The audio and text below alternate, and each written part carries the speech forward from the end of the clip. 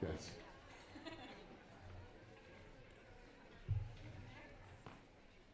If everyone will take their seats, I think we're about to begin. Good afternoon. We're rolling right into the afternoon here.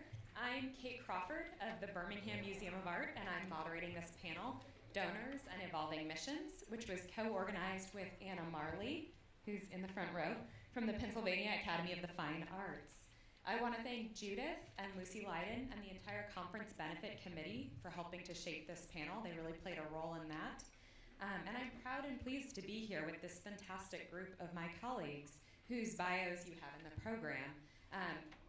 Rely on the program for larger introductions, but I'll just say we've got Nicole Sukup, who's the assistant curator for contemporary art at the Minneapolis Institute of Art, Julie Crooks, who's the assistant curator of photography at the Art Gallery of Ontario, Reginald Brown, who's here as a national trustee at the Pennsylvania Academy of the Fine Arts, and Christopher Bedford, who's the Dorothy Wagner Wallace Director at the Baltimore Museum of Art. In that order, each of these individuals will introduce themselves to you in greater depth and present recent projects that have upended their institutions, challenged donor expectations, and ultimately garnered support. Before I turn it over, however, I want to share the inspiration for this conversation. The idea for a session on this topic actually grew out of last year's AAMC conference in Montreal. In particular, Anna Marley asked a question at the end of the session on critical race art history. She'd written down a quote from one of the speakers that she found compelling, quote, "Labels shouldn't alienate visitors." I think most of us in this room would agree. I hope all of us in this room would agree, and fair enough. But Anna sort of started to unpack the questions that came along with a statement like that. Quote, "Thinking about all the different museum audiences coming to our museums, and also the great disparity between who we want to be visiting our museums and the people who are controlling our museums, literally our board members, how can you change the structure of the art museum while keeping your board members happy?" The room erupted in laughter, so you can laugh again today. I mean, it was amazing. And Anna was inundated with requests for a session on just this topic. I think inundated is fair. There were a lot of people. It was almost like we needed group therapy, or at least definitely a conversation to talk about our donors and their role in our institutions. In recent years, AAMC conversations have centered on diversity and inclusion, revising narratives, and rewriting institutional histories, and rightly so. As AAMC promotes inclusion and access in museums and cultural spaces, however, many curators continue to find their efforts in these veins challenged by their donor and patron bases. These individuals may even be open to new narratives and interpretations or structural shifts in art museums. They're just not interested in putting their dollars behind them. I hope that this session will not only offer an open conversation around these challenges from various perspectives, but also strategies for beginning to surmount these challenges. And with that, I'll give it to you. I got my mic. Oh, thank you. My name is Nicole Sukup, and I am the Assistant Curator of Contemporary Art at the Minneapolis Institute of Art. And I'm going to start today by presuming that many of you might not have made it to Minnesota. It's a little cold up there.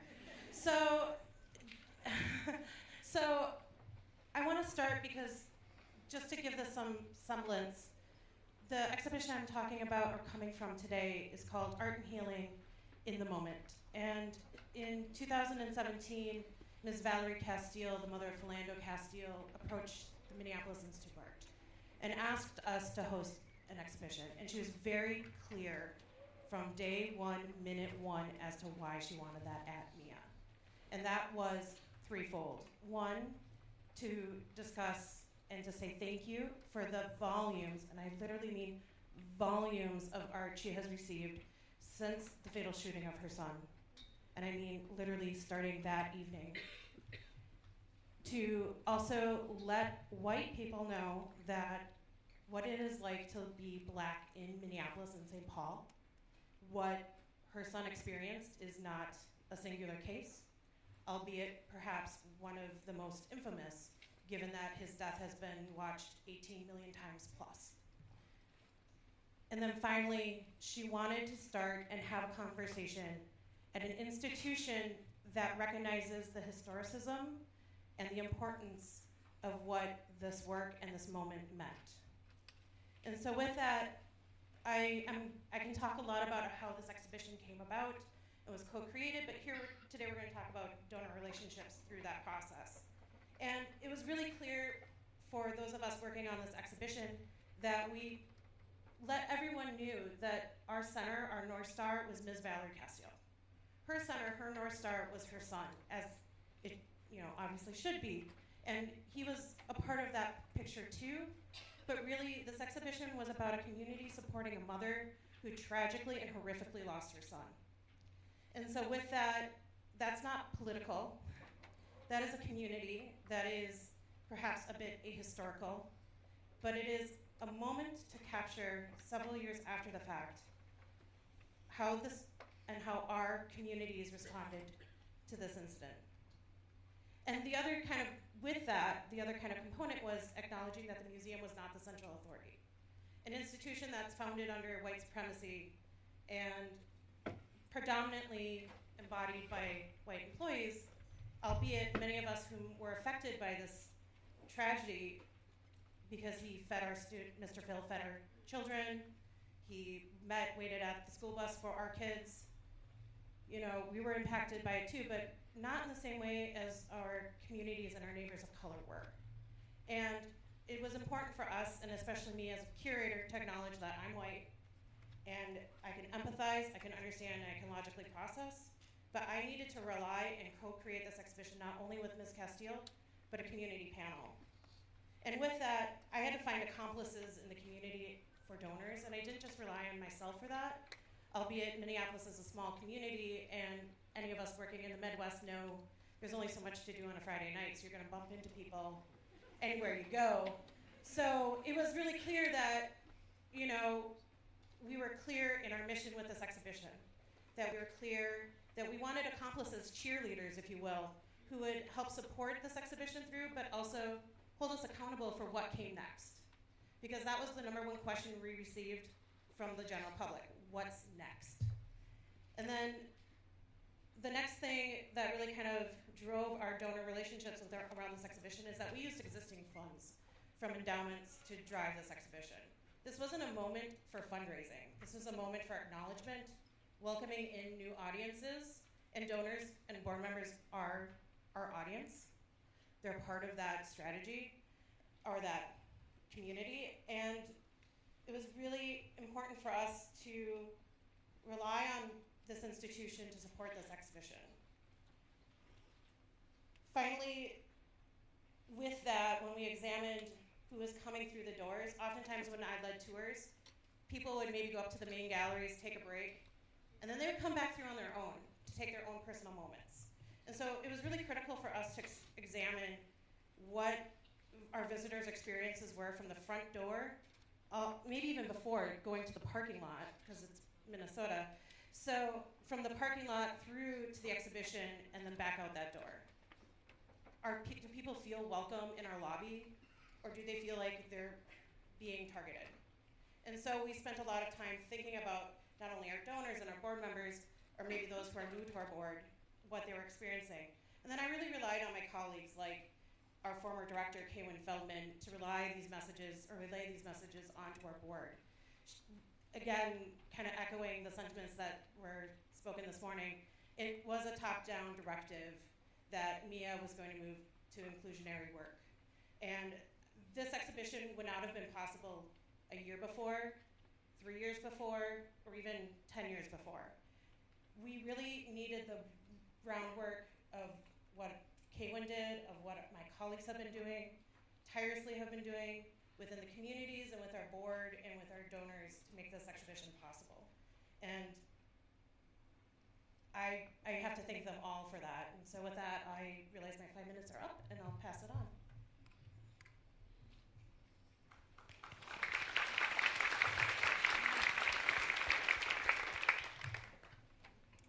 Hi, my name is Julie Crooks, and I am the Assistant Curator of Photography at the Art Gallery of Ontario in Toronto.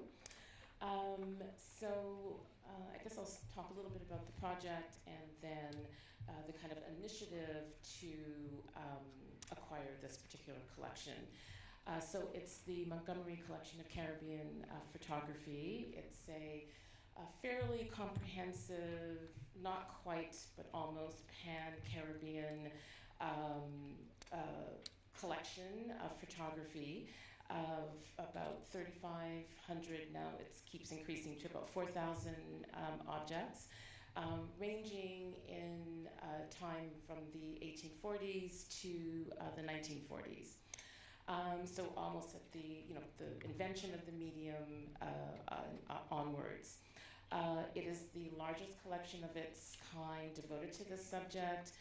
There's no other such grouping of photographs that can be found in private or public institutions. And we really wanted to acquire it, particularly for Toronto because of the kind of demographic. Toronto has a very large Black Caribbean community. We have a large Black population, period. It's about 3%. And Toronto has the largest in Canada. So how did we try to go about, which is actually even more interesting than the collection. The collection is fascinating and interesting and comprehensive. But the ways in which we went about trying to acquire the collection, I think, is even more fascinating.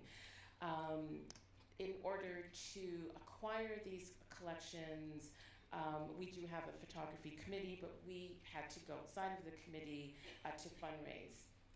And usually, fundraising requires working with our very capable development department.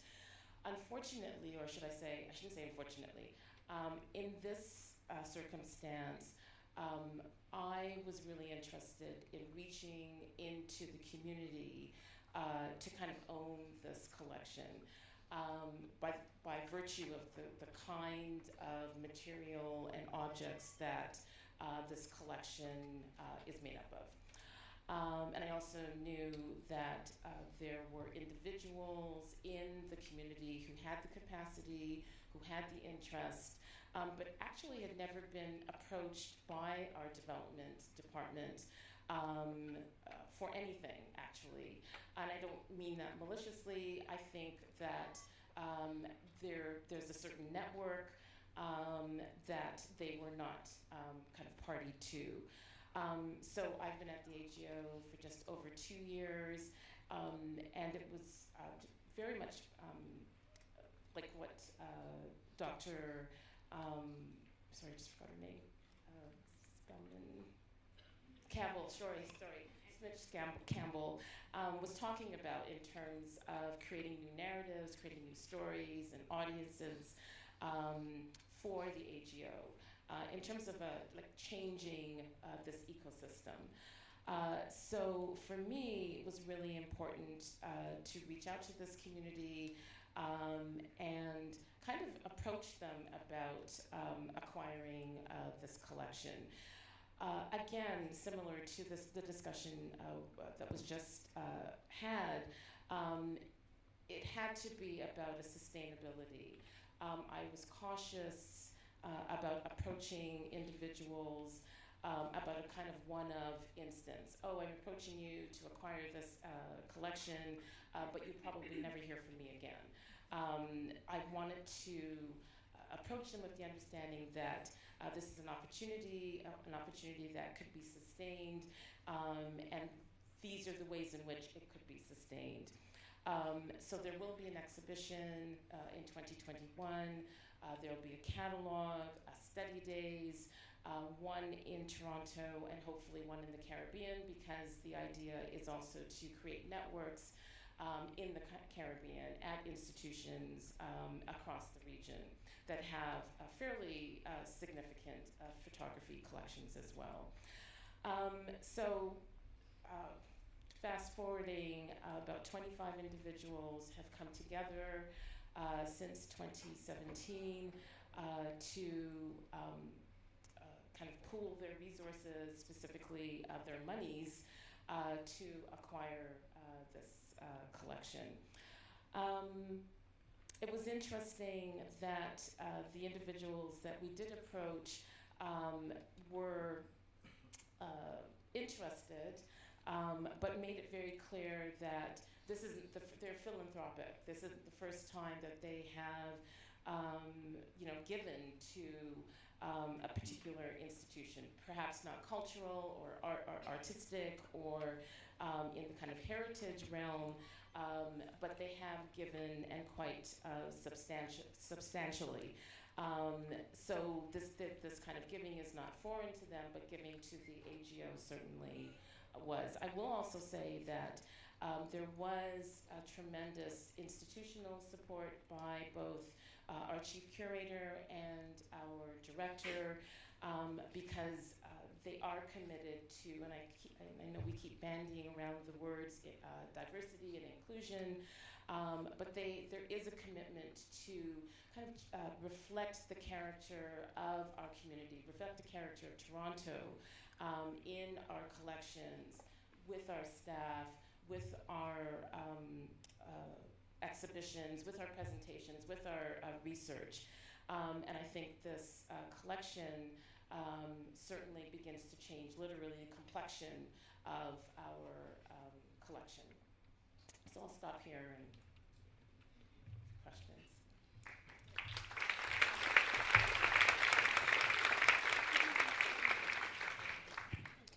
So I guess I'm the trustee here. I'm Reggie Brown. I'm a national trustee at the Pacific Academy of Fine Arts in Philly. I think here in this dialogue, I heard a couple things in this panel today. Specifically, I think one of them is about board composition. You have trustees that are patrons, or basically support the institution and support how exhibitions are developed and also put on. And then you have this sort of situation where you have the funders who are talking to the academics about why something is relevant, and then you're getting deep collaboration, and then we run up in situations where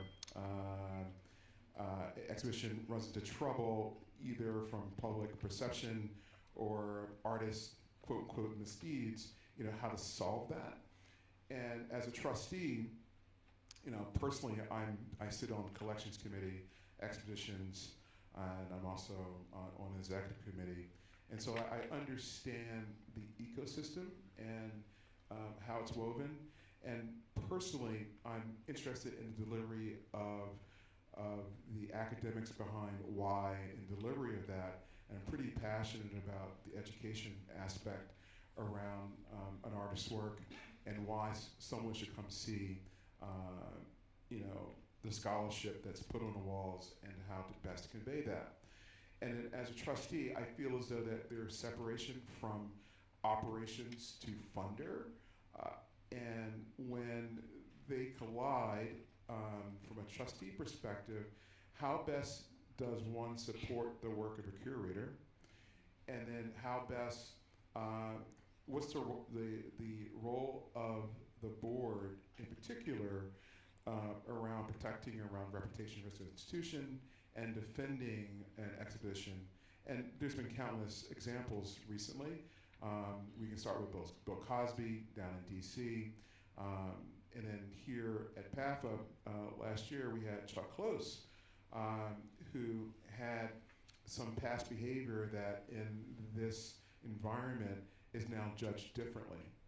And so how best do you adjudicate those matters? And I feel as though as a trustee, my first responsibility is protection of the institution. My second responsibility is advocating and protecting the work of scholarship by our curators.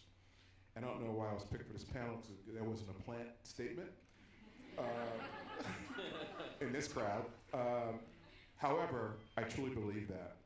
And art shouldn't come down off the walls because of just either the provenance of the art or the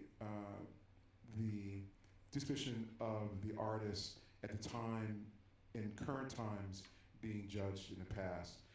And if you look at Just Close, one thing that I think the institution did correct, instead of taking it down, we turned it into an education moment and that was the response to our curator and our museum director. And I think evolving education, evolving how best to address the community, that's a teachable moment, and that brings a scholarship directly in the forefront. And so now you have a situation where you have a moment that's controversial turned into the education moment that brings scholarship to the forefront, and then that draws more people institution as to why. So as a trustee, and invariably as a patron of PAFA, I feel as though that there should be a fine line, and trustees should understand their role, but not blend too hard where there's a total outcry that something must come down. And I would tend to advocate on the role of staff and say, what do you think? And tell me your reasoning, and then that's when I turn in my business sense and make a judgment call, as George Bush said, be the decider if necessary. But as a trustee, that's not my role. It's the role of management down to the employees, and then talking to the trustees how that decision is putting the safe harbor restitution and putting it back on the art as to scholarship. So that's my preliminary review here. I have several different iterations in this community. One of them is on a couple different nonprofits that thinks about delivery of art and the artist's role in the community, and then bringing more scholarship out from artist's work. And there is interwoven perspectives that I carry, particularly around scholarship and education, and the curator's role here. It's so important. And the digital delivery of scholarship is the future. So I'll stop here.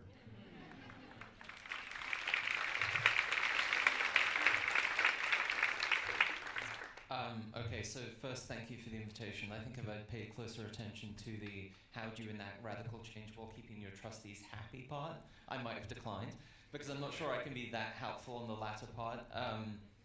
But I am, and so everybody I think has spoken about problems and projects. What I'm going to try and talk about in the context of these brief comments are how do you enact radical change across a total institution, and how do you sustain that change in perpetuity? And I think that's the charge that the BMA has set for itself.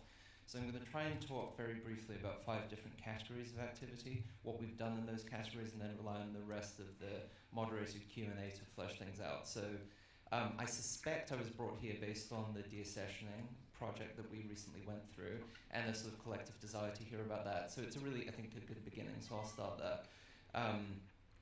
So I was very keenly aware coming into the museum, although I'd done a lot of this work at the Renaissance Museum in advance, that we didn't have a sort of war chest at the BMA adequate to compete with private collectors for the most significant works of art by Black Americans and artists of the diaspora in 1960 to the present. When I first started doing that work, there was incredible economic opportunity as well as sort of a justice-oriented mission. Since that time, the market has changed completely, and so that level of economic opportunity was not there, and I view that as a good thing because justice has come a little bit more and is coming further, but it meant that we needed a lot more money than would be typically available within a museum. So I very quickly did ask, at the time, our senior curator of contemporary art to look at those areas of great redundancy within our collection, and also great value, and put together a list of objects that we could use to develop that war chest. Now, it was a generally very celebrated move. I think the yield was about $18 million as a consequence of this first round of work. We've been able to buy some really significant things with those funds, and it's been hugely exciting. The only objection I have to the way the story was spun was, BMA sells 7 works by white men to acquire works by artists of color. Now, that's absolutely true. But on the other hand, where else would you expect the redundancy to lie within a collection other than with the work of white men? So yes, we did move with a kind of urgency in that direction. And yes, I did want to buy works by Mark Bradford and Andrew Crosby and Mel Edwards and Al Loving and all the people I've spent sort of the last 10 years focused on. But there was no way to be competitive within that without looking at the true duplication and triplication within our collection that itself is a consequence of structural bias over a century. So that's the deaccessioning portion. In terms of exhibitions, I'll just say I've been empowered by the board to think in a very sort of ruthlessly narrow way about the mission of the BMA. So it is not our desire to be the best at all things at the moment in an encyclopedic sense. It is our mission at present, under my leadership, to be the institution that leads the way in looking at work by Black American artists in 1960 to the present, and focus the vast majority of our activity on that. So I'll point to a couple of initiatives that sort of announce it very directly. One was we went through an enormous capital campaign to renovate our changing exhibition spaces. I inherited that campaign. It was about $10 million, and the first exhibition we did was a retrospective of Jack Whitten's sculpture, co-organized with the Metropolitan Museum of Art. So what I'll say is it was an extraordinary critical success, and we were really proud to work with the Met. It was the first time in our history, and then send the show to the MFA in Houston. However, the show was economically within the community an attendance failure, and it did indicate that we were not.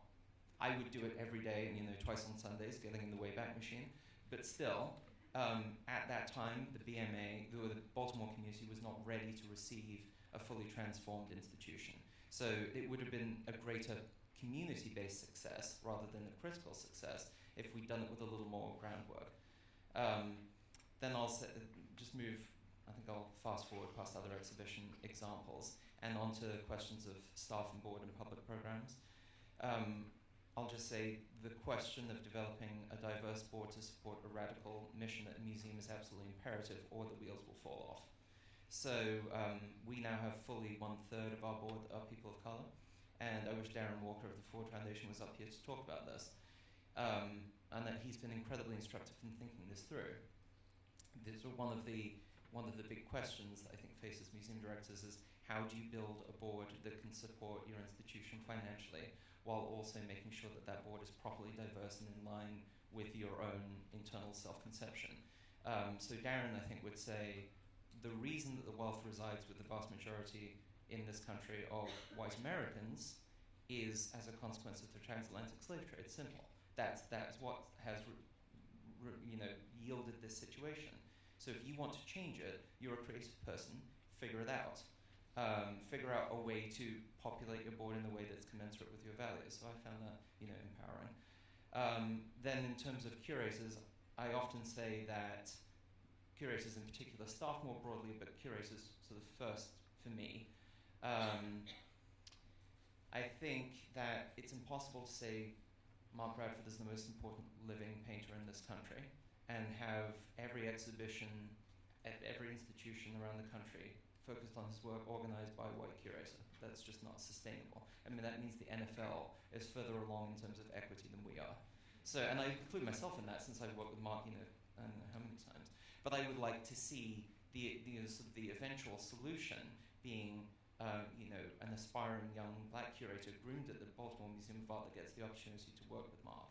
That to me would sort of signal a sea change in the way that we organize. And then lastly, a big emphasis for us is public programs, public discourse, and using the institution as a platform to sort of think differently about the function of a museum. And so we have a program called Necessities of Tomorrow that brings speakers and thinkers from beyond the art world with these same investments in questions of equity and justice to the museum to provide a broader context for the imperative. So Ta-Nehisi Coates, for instance, Boots Riley, in conversation with Micheline Thomas. So we try and broaden our public address beyond art to say this is part of a bigger, broader public charge. All right, I've run out of time. Thank you.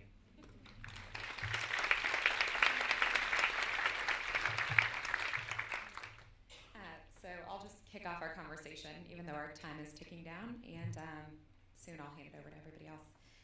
Reggie, both when we sort of spoke on the phone in planning this panel, and then again during your remarks today, I was really struck by your comment about the need for a separation between operations and funders.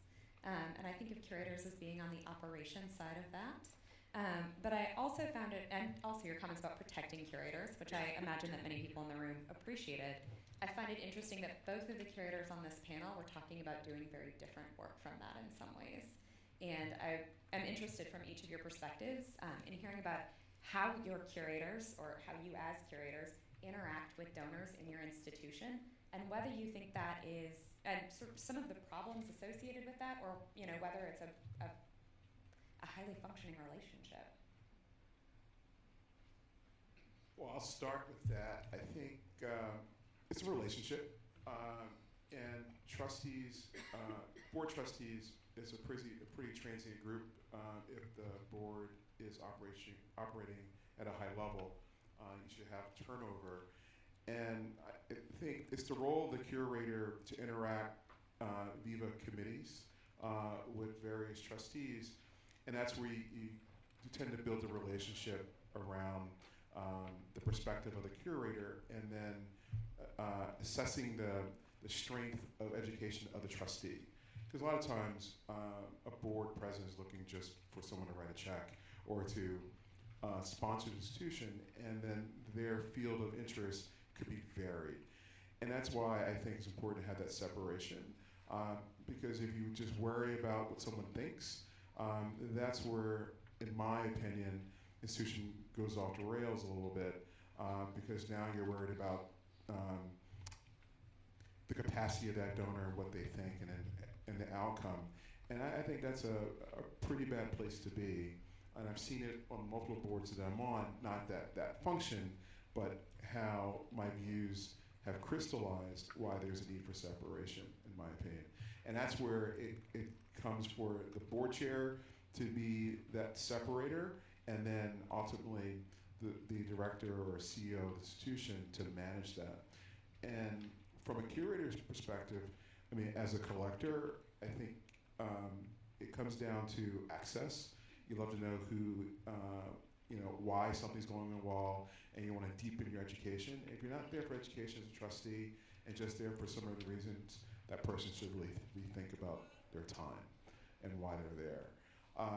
And I've seen it across the board personally. And so to go direct, it really comes down to understanding who's on the field, why they're in the field, assessing your personal views, and then as a trustee, not to overly influence, in my opinion. You can have an opinion. You can definitely have an opinion around what's good and bad in your own sense. I mean, I know I sat in a collection meeting, and Joan Simmel was put up on the wall, and I witnessed the response by some of the trustees to that work, and it was pretty interesting. I shot a text. You may want to take it off the wall for a while and kind of just take it off projector to reduce some of the exposure, because it's interesting. Joan Simmel and exposure, but you get to my drift here. So it's important. So I think that's my view. I'm just going to talk a little bit about the donor relationship, because I think mine, particularly in relation to this collection, is schizophrenic, in that I have a particular relationship with donors, supporters, trustees on the photography committee, where that is essentially a committee that is knowledgeable about the medium, about collecting, about the institution, et cetera, et cetera.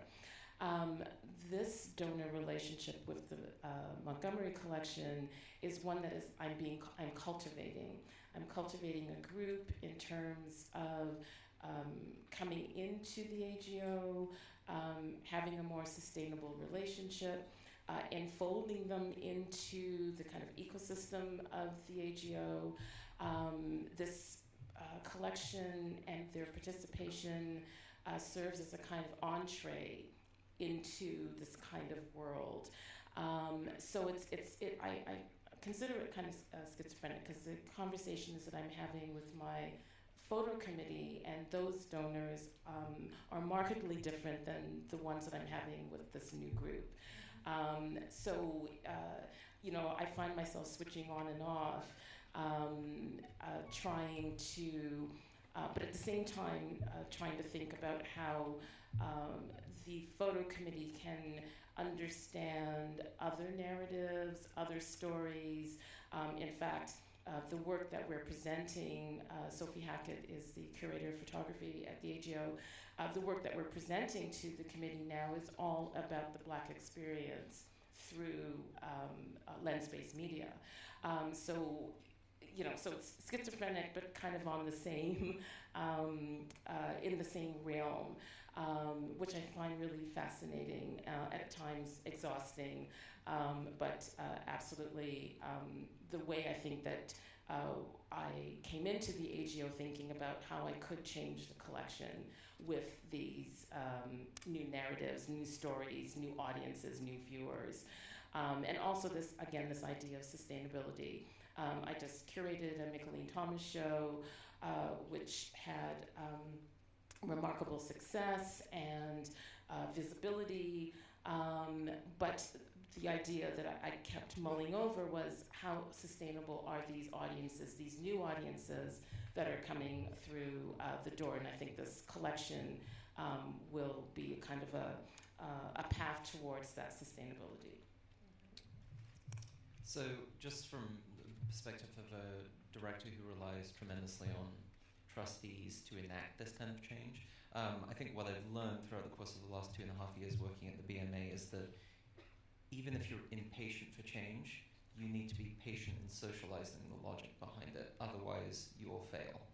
So in the case of the deaccessioning, just to use it as an example, we followed the letter of the law as it was set out by our collections policy, and we followed the letter of the law as it's dictated by AAMD. But one of our most committed trustees came to me and said, I understand that this is part of the structural change agenda that you have, but it's a particularly hot topic for the trustees.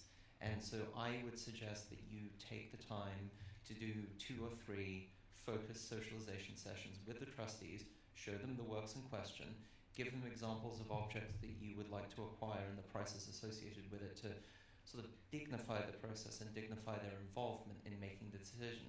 And as a consequence of that, when we went to the boardroom to cast the ultimate vote, there wasn't a single dissenting vote, not one, in the room. And that absolutely would not have been the case had I not listened to the guidance from that trustee.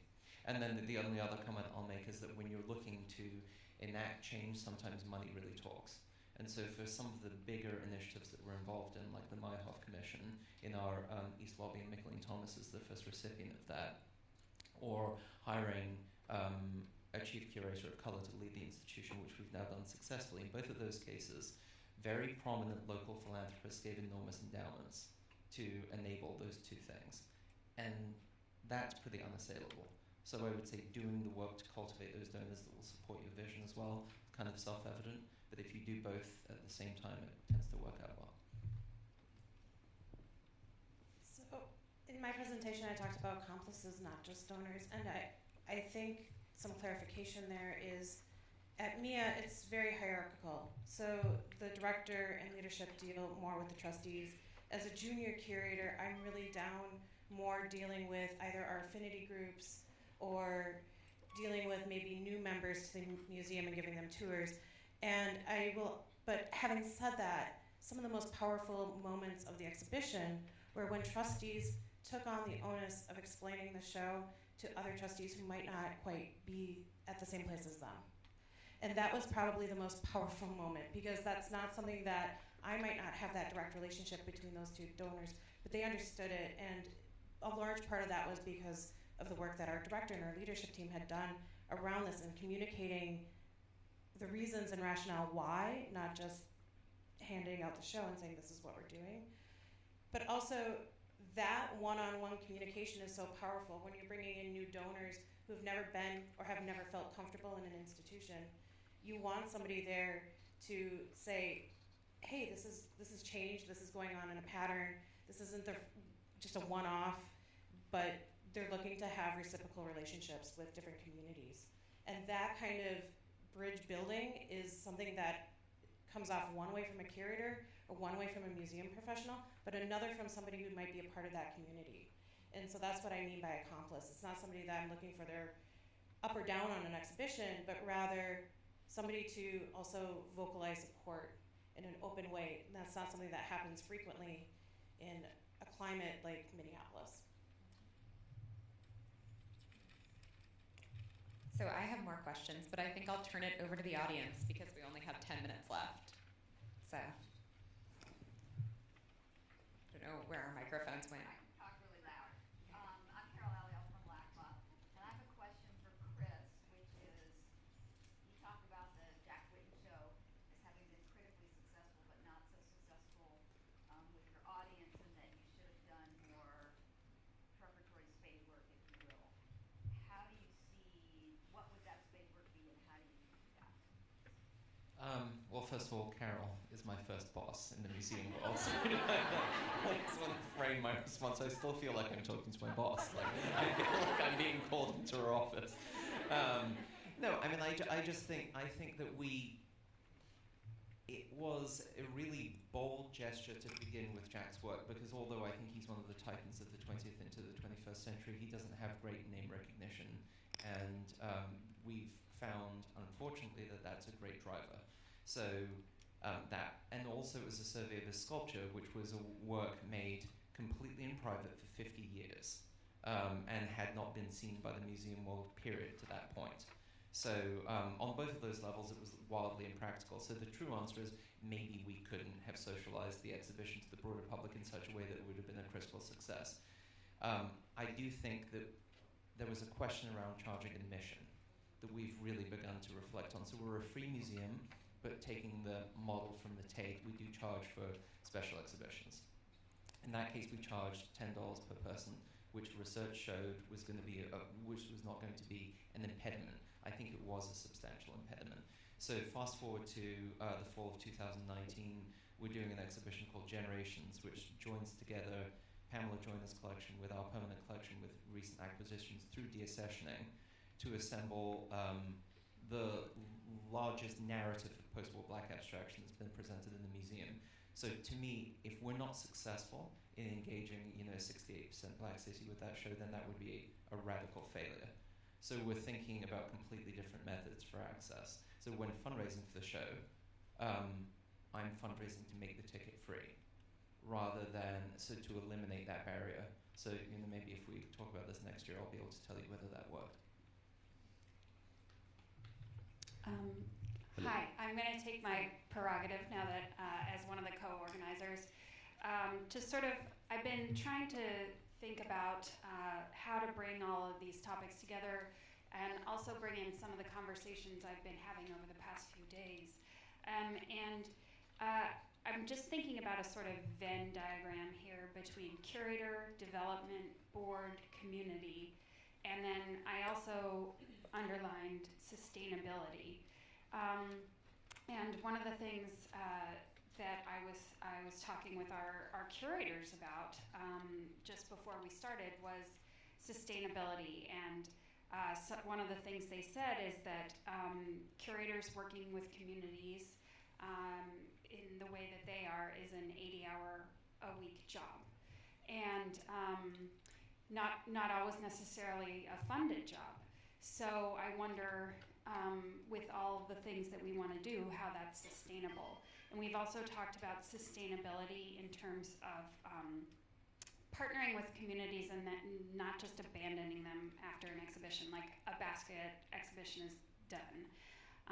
How do we really take the lessons we've learned and keep that going on, knowing that many of us curators are working on an exhibition maybe a year, every year, or if we're lucky at a bigger institution, multiple years, and you work on a project and then you're thrown into the next one. But how do we keep that going?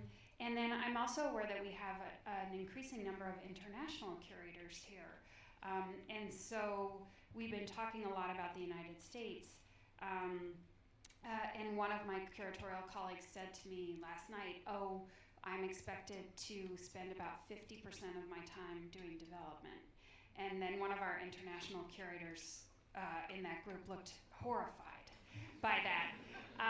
Also, Reggie is talking a little bit about the separation of church and state between board and curators, which I think is a sort of ideal thing, but in my experience, it's not actually how it happens. So those are some food for thought as we continue the conversation, and I don't know if anybody on the board, the panel wants to talk about those things. I'll jump in. I think it comes down to how do you measure, right? If you think about the production costs of putting on an expedition, building boxes, shipping, insurance, and you have robust ideas. I mean, ideas, the depth of ideas is not the issue. Is it how do you measure the success of an outcome of putting on something on, you know? And so you can have the most ambitious ideas, but yet no one walks through the building and the trustees start asking questions about what was the outcome. And that's the collision part. I mean, here, funding for institutions, whether they're private, public, or some sort of mix, I mean, there's still a limitation, and the amount of time to put on a successful body of work, the lead time is fairly long, as we all know. And so that's where it comes into collision about having trustees having an opinion about maybe I want to do that. And, you know, I know personally I'm always advocating for to be more aggressive and don't stick in a safe zone of these 12 artists are just always great outcomes. Like, how many more times can you put on another show with the same 12 artists? And so what's the role of a museum from my perspective?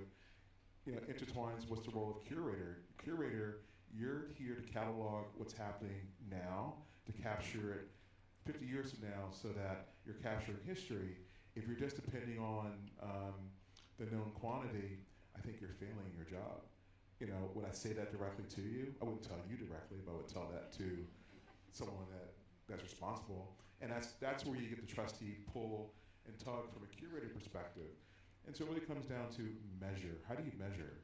And then how do you set the measuring stick so that you can keep everyone's opinions in line as far as expectations? I have a question about outreach. One of the things that we often see with museums, when they talk about reaching new communities, they talk about outreach, but what they're really talking about is inreach. In other words, they don't always go out into those communities and talk to people about what the museum's doing and, you know, hear from them how to adapt community conversations into their practice. And I wonder, you know, I think that there's probably a role for curators to do outreach to trustees in a similar way, to go out and really talk to them on their own grounds.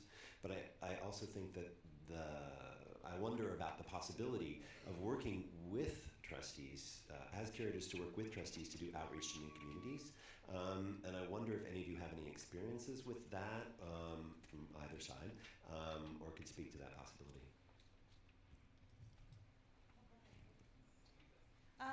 So I can't speak necessarily to trustees, but, well, actually I can. So part of my role is the assistant curator position at the Minneapolis Institute of Art. My other half of my role is coordinator for the Minnesota Artist Exhibition Program. It's a 45-year-old program that's essentially a juried exhibition program that provides emerging to mid-career artists living in the state of Minnesota their first solo show, and it provides $13,500 for those artists.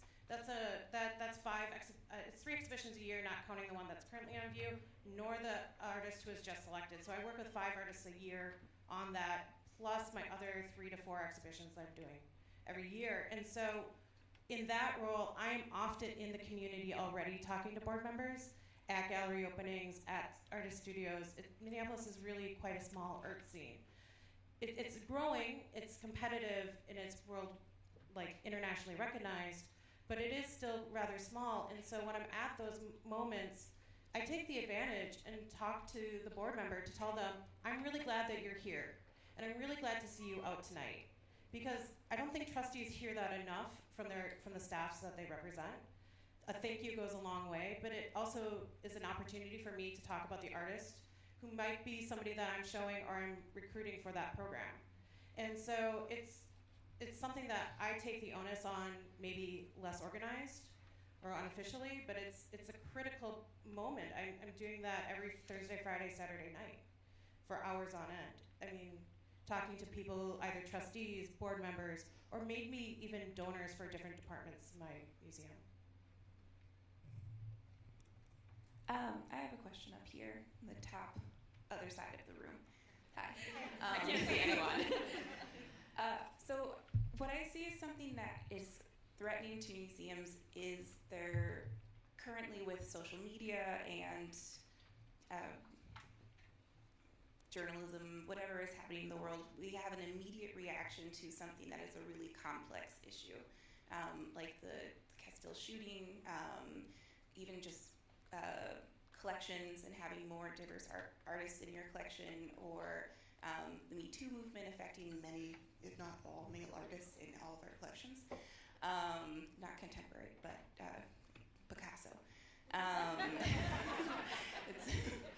But museums are a place where you can go and meditate on these issues and really discuss them and have a more meaningful discussion and mindful discussion. But I worry that our society doesn't want that, and that it takes too long to create an exhibition that would discuss it, or to create even a colloquium, or bring more people into those discussions. And I wonder how, in taking the time to discuss with your board members that we will be changing out artworks, or taking the time to work with curators and everyone in your institution to address a certain issue, there's missed opportunity along the way, because as a society we want answers now, and if you don't give them to us now, we'll protest you, and you might close.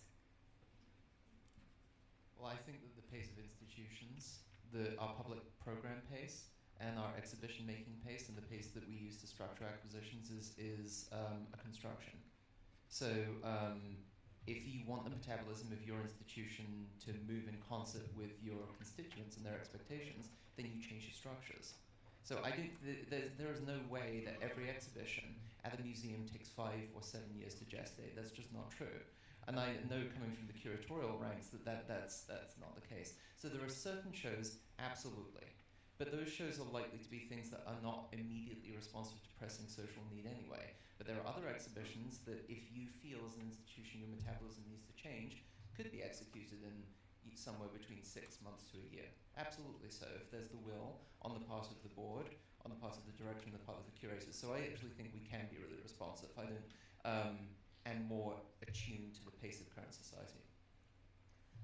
I would also add to that, I have the benefit of being an independent curator before being institutionalized. For me, what was really important was a practice outside of is important as a practice outside of the institution. What is also interesting is the notion of partnering with artist-run centers and independent galleries, where those kind of immediate responses to whatever is happening can be done at a faster pace than through the institution. So I'm often directing people to, have you gone to this exhibition, down the road, or another exhibition that is addressing particular problems or issues or whatever. So I think that's a really interesting way of kind of balancing the kind of slow wait for the exhibition to happen at the institution, as opposed to what's happening in the community. And that's also a way of connecting and networking with artists and communities on the ground, because it's not always, I often say, it's not always about having a show on the 5th floor of the AGO. That's not the important thing. The important thing is telling the story, whatever that story is, having that artist's work shown, no matter where it is, or no matter where it's mounted. So I think that's another way of perhaps addressing what you're talking about. So if I can do a pitch for a colleague of mine here who's in education, not in curatorial, so she's not at this conference, but Elizabeth Callahan is one of the co-chairs for Museum as Site of Social Action. And they've created a really great handbook, and that's not just Elizabeth, but our colleagues across this country and internationally have compiled about a 300-page handbook for us to use as a resource to maybe start having these conversations through public programs or even internally, and really start thinking more flexible ways around these social issues that seem very pressing for us to address, because there are ways for us to be more flexible. And so I really recommend everyone going to that website. You can just look up on Google Mass Action or Museum as Site for Social Action, and they have that handbook for free, along with a list of reading and resources, and they have monthly open chat forums that you can join and participate in and ask questions just like that around maybe more conversations or even thinking about radical change. So, hi, I just have Go ahead, sorry. one thing that we haven't really talked about on the panel is also it's been alluded to, but also curators' involvement in the development of boards, because I find that I'll sometimes, there's a way in which I think, depending on the level of curator that you're at, how, even if you have direct involvement with your kind of supporters in terms of acquisitions or exhibitions, and you're trying to say, hey, how do we think about, if we want to have a, kind of more inclusive board, maybe here's some names, or here's some people to kind of think about, but then, at least from my experience, they kind of just go, okay, but then it's kind of the same tone of board members who are kind of, increased onto the board. And so when I was thinking about what Jen said about, kind of like pushing this kind of radical idea of ideas of shows and experimentation and curators, I'm just wondering if anyone could give examples of how you as a curator, or how you've worked with curators in helping to kind of think about different board members to kind of create a different kind of inclusivity on that board.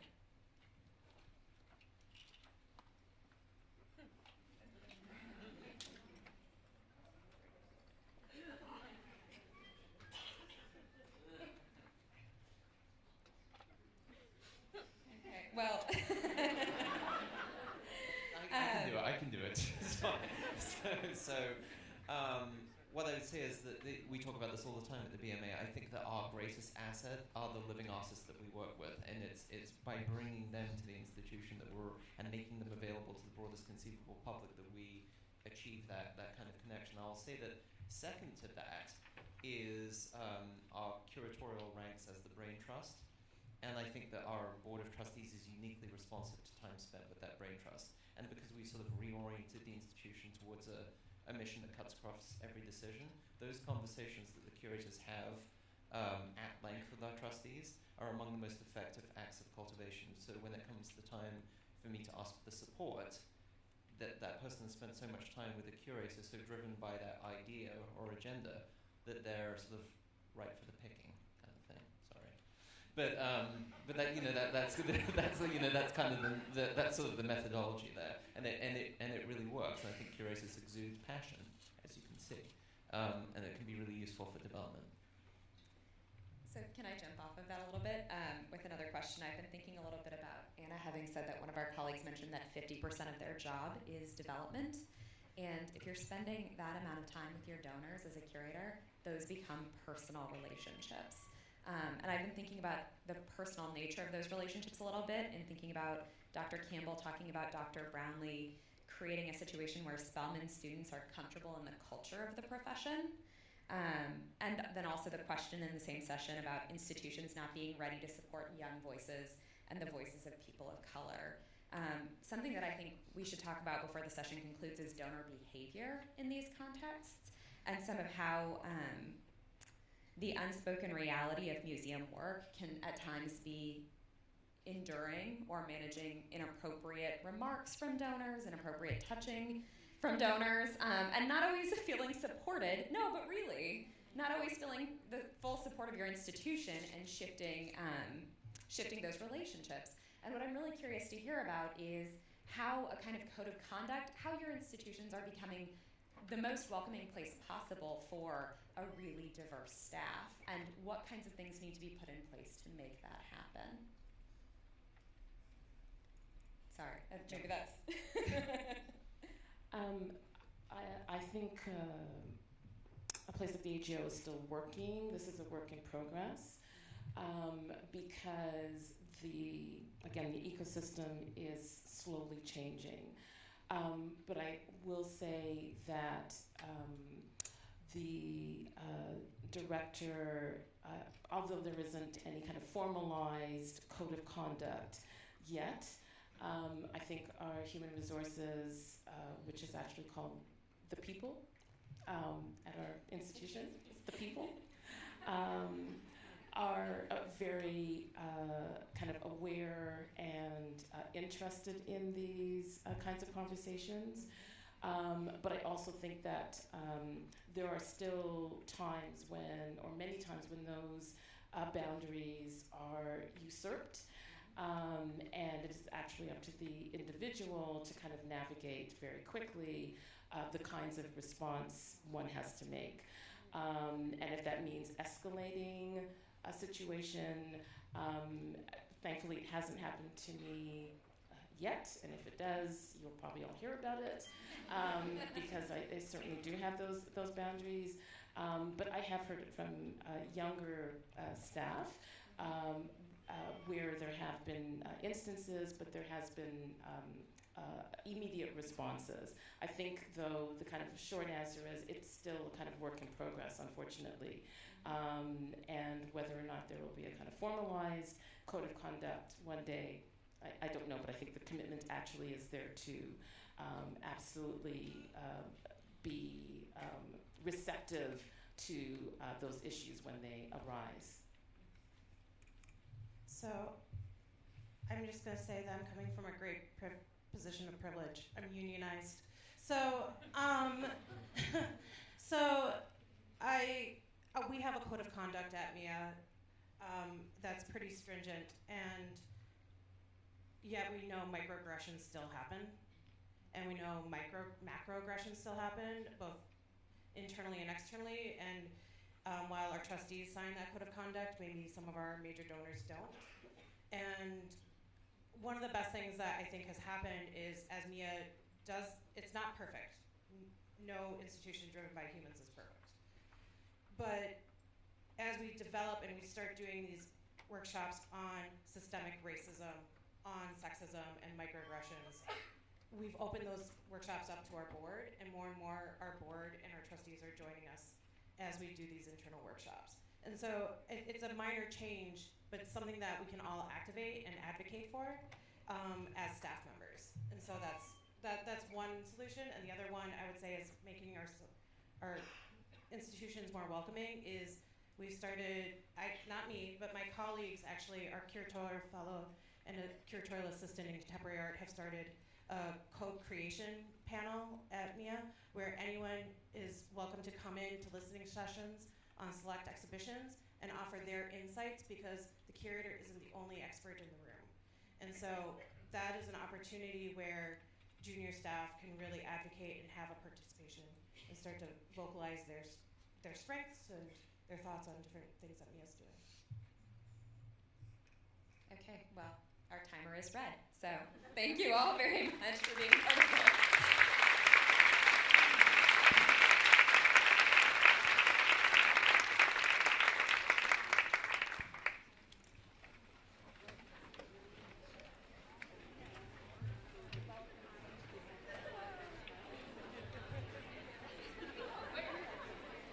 Just a reminder, there's round tables, lunches in two different rooms, but one time this go around.